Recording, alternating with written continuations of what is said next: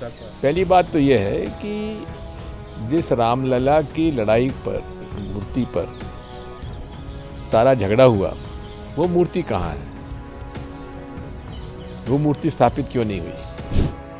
कांग्रेस नेता दिग्विजय सिंह का ये बयान तो आपको याद होगा ही, जब उन्होंने मंदिर में विराजमान रामलला की मूर्ति को लेकर सवाल किया था।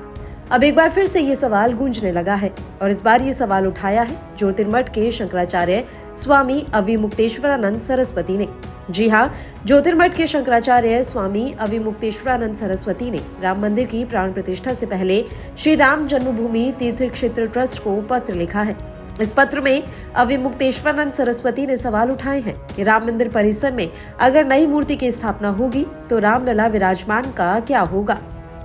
शंकराचार्य ने श्री राम जन्मभूमि तीर्थ क्षेत्र ट्रस्ट के अध्यक्ष महंत नृत्य गोपाल दास जी महाराज को लिखे पत्र में कहा, कल समाचार माध्यमों से पता चला है कि रामलला की मूर्ति किसी स्थान विशेष से राम मंदिर परिसर में लाई गई है और उसी की प्राण प्रतिष्ठा निर्माणाधीन मंदिर के गर्भगृह में की जानी है। एक ट्रक भी दिखाया गया जिसमें वह मूर्ति लाई जा रही बताई जा रही है।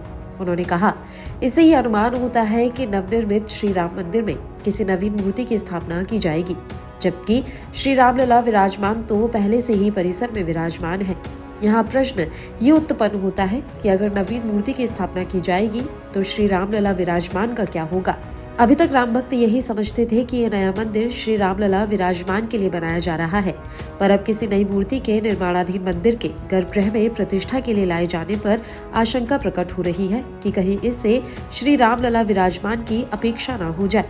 वहीं इससे पहले कांग्रेस नेता दिग्विजय सिंह ने यही सवाल उठाते हुए पूछा था कि पहली बात तो यह है कि जिस रामलला की लड़ाई पर, मूर्ति पर सारा झगड़ा हुआ, वो मूर्ति कहाँ है?